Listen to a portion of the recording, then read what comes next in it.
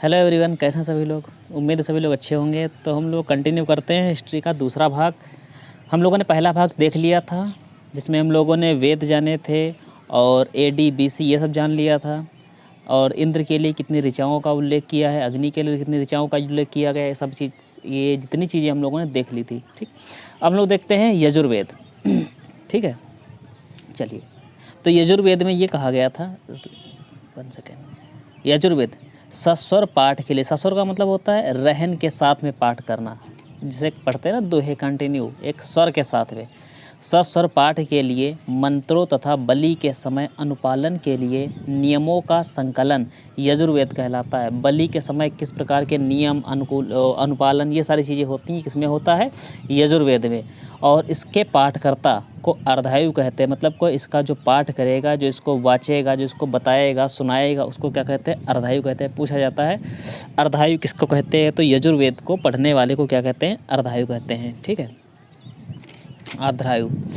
अगला है, यह एक ऐसा वेद है जो गद्य एवं पद्य दोनों में, ये इंपॉर्टेंट चीज़ है कि पूछा जाता है गद्य और पद्य दोनों में कौन सा वेद है, तो आपका यजुर्वेद है। बाकी एक सामवेद जो है आपका वो केवल गायन वाला है, पद्य पद्य पर आधारित है। और अगला है भी वही। चलो इसमें अगला देखते हैं। इसमें दिया है सामवेद। सामवेद में बताएगा यह गाई जा सकने वाली ऋचाओं का संकलन है। इसके पाठकर्ता को उद्धार्थ कहते हैं। उद्धार्थ तो इसमें गाया जाता है, केवल गाई जाने वाली चीज़ें कहाँ मिलती हैं, तो मिलेंगी सामवेद के अंतर्गत। और गाना और मतलब गाने के तरीके से और गद्य की कहानी के तरीके से वो किसमें मिलता है, तो आपका यजुर्वेद मिलता है। ठीक है, यह गाई जा सकने वाली ऋचाओं का संकलन होता है। ऋचाओं का मतलब श्लोक, सूक्तियाँ, इस प्रकार से उसे उद्धार्थ कहते हैं। और इसे भारतीय संगीत का जनक कहते हैं। जो इंडियन म्यूज़िक है, भारतीय संगीत, जो आपने देखा होगा ना इंडियन म्यूजिक में, तो उसमें जो इसका जो फादर ऑफ इंडियन म्यूजिक किसे कहेंगे, तो सामवेद को कहते हैं। ठीक, अगला है अथर्ववेद। 1 सेकेंड। अथर्ववेद ऋषि द्वारा रचित इस वेद में रोग निवारण, तंत्र मंत्र, जादू टोना, साप, वशीकरण, आशीर्वाद, स्तुति, प्रायश्चित, औषधि, अनुसंधान, विवाह, प्रेम विवाह, राजकर्म, मतलब कि जितनी चीज़ें होती हैं, कमंडल में लेकर घूमते थे ना ऋषि मुनि, श्राप दे देना, वो कहाँ से पढ़ के आते थे? अथर्ववेद से। किसी को अपने वश में कर लेंगे, वशीकरण कहाँ से आया? अथर्ववेद से। जादू टोना कर देंगे, तंत्र मंत्र कर देंगे, कहाँ से आया? अथर्ववेद से। रोग निवारण, औषधि, अनुसंधान, विवाह, प्रेम, राजकर्म, तो जितने कर्मकांड होते थे तो किसमें शामिल किए गए हैं? अथर्ववेद में। क्लियर है भाई? चलो आदि विविध विषयों में आगे बढ़ते हैं। आदि विविध विषयों में संबंध मंत्रों तथा सामान्य मनुष्यों के विचारों, विश्वासों, अंधविश्वासों इत्यादि का वर्णन, मतलब क्या विश्वास है, क्या अंधविश्वास, ये सारी चीज़ों का वर्णन हमको मिलता है। कहाँ मिलता है?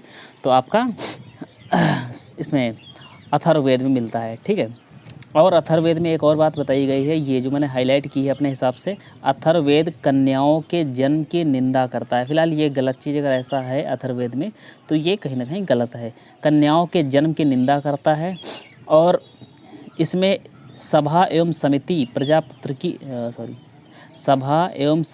प्रजापति की 2 पुत्रियों को कहा गया है। देखो पुत्रियों ये कहा गया है कि सभा का मतलब होता है लोगों को एकत्रित करना, और समिति भी होती है लोगों को एकत्रित करना। तो ये संस्थाएं हुआ करती थी, तब संस्थाएं हुआ करती थी, इसीलिए इनको पुत्री कहा गया। सभा एवं समिति को प्रजापति की, प्रजा की पति मतलब प्रजा को कनेक्ट करने वाली, जोड़ने वाली तो संस्थाएं थी। कौन, उसको क्या नाम दिया?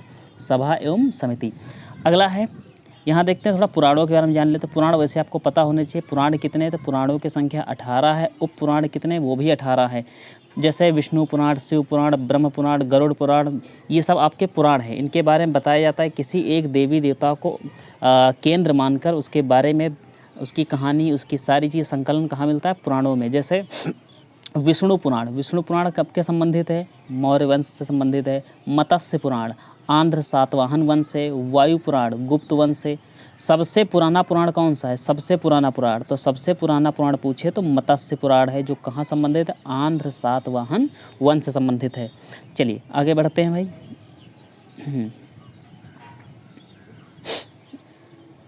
अगर अच्छी लग रही हो तो लाइक वाइक कर देना, शेयर वेयर कर देना, ठीक है। और चलिए बढ़ते भाई। सबसे प्राचीन वेद जैसे अगर पूछ दिया जाए वेदों में कौन सबसे प्राचीन, तो ऋग्वेद था, ठीक। और ये जितने भी आपके वेद थे, ऋग्वेद हुए, अथर्ववेद हुआ, सामवेद हुआ, यजुर्वेद हुआ, तो ये सारे वेद आपके श्रुतियों के आधार पर चलते थे। मतलब कि गुरु ने पहले सुन लिया, मौखिक रूप से ज्ञान ले लिया और मौखिक ज्ञान हमको दे दिया, हमने आपको दे दिया, आपने अपने शिष्यों को दे दिया। तो इस प्रकार से वेदों के ज्ञान बढ़ते रहते थे। सबसे प्राचीन वेद कौन सा है, तो सबसे प्राचीन वेद ऋग्वेद है। सबसे बाद का वेद कौन सा है, सबसे मॉडर्न या नया कह सकते हैं, सबसे बाद का कौन सा, अथर्ववेद है। तो ऋग्वेद और अथर्ववेद, ठीक। और बाकी सामवेद में गायन मिला है, और उसके बाद में कौन सा था, ऋग्वेद था, अथर्ववेद था, सामवेद था, यजुर्वेद था। ये 4 वेद है ना। वेदों की भली बात समझने के लिए वेदांकों की रचना की। वेदांकों को कहा गया 6, इनकी संख्या कितनी, 6 वेदांक होते हैं। जैसे शिक्षा, ज्योतिष, कल्प, व्याकरण, निरुक्त, छंद, ये आपके 6 वेदांक है। अगर वेदों को समझना, जैसे संस्कृत को, किसी भाषा को समझने के लिए हमको व्याकरण समझना होता है, मतलब एक उदाहरण बता रहे हैं, तो ऐसे वेदों को अगर समझना है तो हमको वेदांकों को समझना पड़ेगा। वेदांकों को समझ लें, उसकी सहायता से हम वेदों को समझ सकते हैं, ठीक। शिक्षा, ज्योतिष, कल्प, व्याकरण, निरुक्त, छंद, ये इतने क्या बताए गए हैं आपके हैं, वेदांग बताए गए हैं। भारतीय इतिहास कथाओं का सबसे अच्छा क्रमबद्ध, यहाँ से भारतीय इतिहास कथाओं का सबसे अच्छा क्रमबद्ध विवरण पुराणों में मिलता है। इसके रचयिता पूछा जाता है कौन कौन पुराणों के रचयिता हो सकते हैं, तो लोमहर्ष इनके पुत्र उग्रश्रवा माने जाते हैं। इन पुराणों की संख्या अभी बताई थी कितनी होती है, 18, जिनमें केवल 5 मत्स्य, वायु, विष्णु, ब्रह्मा एवं भागवत, ये पुराण ही में राजाओं की वंशावली पाई जाती है। मतलब ये राजाओं की वंशावली पाए जाने वाले पुराण कौन से, 5, मत्स्य, वायु, विष्णु, भागवत, ये 5 पुराण हैं, ठीक। नोट दिया है इसमें, देख लो। पुराणों में मत्स्य पुराण सबसे अभी बता दिया ना, प्राचीन है या पुराना है और प्रमाणिक है। अब देखो इसमें कुछ समस्याएं थी जो आदिकाल से चली आ रही हैं। देखो क्या है इसमें, अधिकतर पुराण सरल संस्कृत श्लोक में लिखे गए थे। मतलब इनकी जो भाषा शैली थी वो कैसी थी, मूल भाषा हम लोग हिंदी को नहीं कहते, मूल भाषा कहते हैं, संस्कृत कहते हैं, ठीक। तो मूल भाषा में लिखे गए या संस्कृत में लिखे गए थे। लेकिन कहा गया है स्त्रियां तथा शूद्र इनको पढ़ नहीं सकते थे। स्त्रियां और शूद्र इन्हें पढ़ नहीं सकते थे। वेद पढ़ने की अनुमति नहीं थी, लेकिन वो सुन सकते थे। अगर कोई पड़ोस में पढ़ रहा है तो आप सुन सकते हो, लेकिन पढ़ नहीं सकते। तो स्त्रियों कहीं ना कहीं ये एक प्रकार से उनकी स्थिति दयनीय थी, शूद्रों की और स्त्रियों की। अब बहुत सारे कारण हो सकते हैं इसमें, क्या सही है क्या गलत है, कितने लॉजिकल कारण हैं, इन पर हम कोई चर्चा नहीं करने वाले हैं। चलो आगे बढ़ते हैं।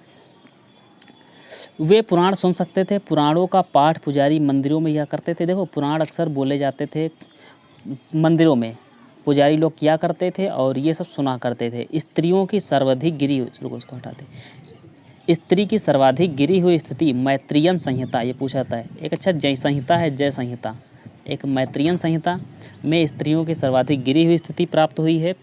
और जय संहिता हम लोग महाभारत को कहते हैं, पुराना नाम जय संहिता है महाभारत का, जिसमें जुआ, देखो स्त्रियों को क्या बताया गया है, जिसमें स्त्रियों को बताया गया है जुआ और शराब की भांति स्त्री को पुरुष का तीसरा मुख्य दोष बताया गया। मतलब कि आदत, ये आदत अगर लग गई तो व्यक्ति खराब, उसकी ज़िंदगी खराब, उसको जुए की लत लग गई, उसको शराब की लत लग गई और उसको स्त्री की लत लग गई। कहीं ना कहीं आज भी ये समाज में सही माना जाता है। चलो, शतपथ ब्राह्मण में स्त्रियों को पुरुष का अर्धांगिनी कहा जाता है। देखो शतपथ ब्राह्मण में वही बता रहे थे ना, हर चीज़ हर जगह पर गलत नहीं, कुछ अच्छी भी हैं कुछ सही भी हैं। पुरुषों की अर्धांगिनी कहाँ माना जाता है, तो शतपथ ब्राह्मण में पुरुषों की अर्धांगिनी माना जाता है। स्मृति ग्रंथों में सबसे प्राचीन एवं प्रमाणिक मनुस्मृति मानी जाती है। अगर पूछा जाए सबसे स्मृति ग्रंथों में सबसे पुरानी और प्राचीन कौन है, प्राचीन या प्रमाणिक, तो मनुस्मृति है। यह शुंग काल का मानक है। शुंग के बारे में अगर जानो तो शुंग वंश का राजा कौन था, शुंग वंश का राजा पुष्यमित्र शुंग था, जिसने बृहदर्थ को मार करके अपना राज स्थापित किया था, ठीक है। और इन्हीं के शुंग वंश के दरबार में, पुष्यमित्र के दरबार में आए थे पतंजलि, और जिन्होंने 2 बार करवाया था अश्वमेघ यज्ञ, ठीक। चलो देखो हम लगाए दे रहे हैं, इसको समझते रहना, ठीक है। ऐसे लगा देते, वही लाइन पढ़ लेना, ठीक। हाँ, अब ये बताया है इसमें कि जातक में बुद्ध की पूर्व जन्म की कहानी का वर्णन है। देखो ये अभी शायद पहली श्रृंखला आपको बोरिंग लग रही हो कहीं ना कहीं, लेकिन जब आपकी स्टार्ट होगी इसमें सिंधु घाटी इंडस वैली सिविलाइजेशन स्टार्ट करेंगे तो आपको एक कहानी के तरीके से महसूस होगा, फीलिंग आएगी, कहानी के तरीके से कनेक्ट होते चले जा रहे हैं। जातक में बुद्ध की पूर्व जन्म की कहानी है। देखो बौद्ध धर्म जो है पूर्व जन्म को विश्वास करता है, पुनर्जन्म की जो व्याख्या जो कॉन्सेप्ट है, जो चीज़ अवधारणा है उस पर विश्वास करता है बौद्ध धर्म। और बौद्ध धर्म भी बट गया था दो भागों में, एक बटा था हीनयान, दूसरा बटा था महायान। चलो महायान जो था तो महायान मानते थे ये लोग, मूर्ति पूजा को मानते थे। हीनयान ये मूर्ति पूजा को नहीं मानते थे, ये नहीं कहते थे कि बुद्ध जो हैं इनके अनुसार बुद्ध कोई भगवान नहीं थे हीनयान के अनुसार, और महायान के अनुसार बुद्ध जो थे भगवान थे। ठीक, हीनयान का प्रमुख ग्रंथ कथा वस्तु, जिसमें महात्मा बुद्ध के जीवन चरित्र अनेक कथानायकों के साथ वर्णित है। जैन साहित्य को आगम कहा जाता है। जैन साहित्य को क्या कहा जाता है? आगम कहा जाता है। जैन साहित्य का एक सेकंड, हीनयान, देखो हीनयान जो था ये संस्कृत में भी था। हीनयान जो था संस्कृत में, और जो आपका महायान था, हीनयान था पाली भाषा में था, ये लिखे दे रहे हैं। हीनयान जो था ये पाली भाषा में ज़्यादा इसकी चीज़ें मिली हैं, और महायान जो दूसरा बटा था इसमें, तो महायान संस्कृत या मूल भाषा में बटा है। ठीक, सूत्र नहीं लिखा, संस्कृत लिखा था मैंने। चलो जैन धर्म को देखते हैं। जैन साहित्य को आगम कहा जाता है, इस लाइन को पढ़ते हैं। जैन साहित्य को आगम कहा जाता है। जैन धर्म का प्रारंभिक इतिहास कल्प सूत्र से ज्ञात होता है। कल्प सूत्र से जैन धर्म का प्रारंभिक इतिहास कहाँ से पता चलेगा? तो कल्प सूत्र से पता चलेगा। जैन ग्रंथ भागवती सूत्र से महावीर के जीवन कृत्यों तथा अन्य समकालिकों के साथ उनके संबंधों का विवरण मिलता है। देखो ये जितने भी धर्म लोग पढ़ेंगे सब जानेंगे कि इसके संस्थापक कौन थे, महावीर स्वामी कौन थे, ऋषभदेव कौन थे, इनके प्रतीक क्या थे, बौद्ध क्या थे, बुद्ध क्या थे, सिद्धार्थ, राहुल, ये सारी चीज़ देखेंगे। लेकिन हम लोग देख रहे हैं इसमें प्रमाण जो मिले अब तक इतिहास पढ़ने के लिए, क्या क्या हमें साक्ष्य मिले हैं, किसके किसके आधार पर हम इतिहास को जान रहे हैं। चलो, और अगर वीडियो अच्छी लगे तो आगे बढ़ा देना, दोस्तों को शेयर कर देना। हाँ, अर्थशास्त्र के लेखक, इसमें बताया गया अर्थशास्त्र के लेखक चाणक्य, कौटिल्य या विष्णुगुप्त ये तक्षशिला के शिक्षक थे, जिन्होंने धनानंद को हरवा करके चंद्रगुप्त को मगध का या अखंड भारत का राजा बनाया और मौर्य वंश की स्थापना करवाई चंद्रगुप्त के हाथों से।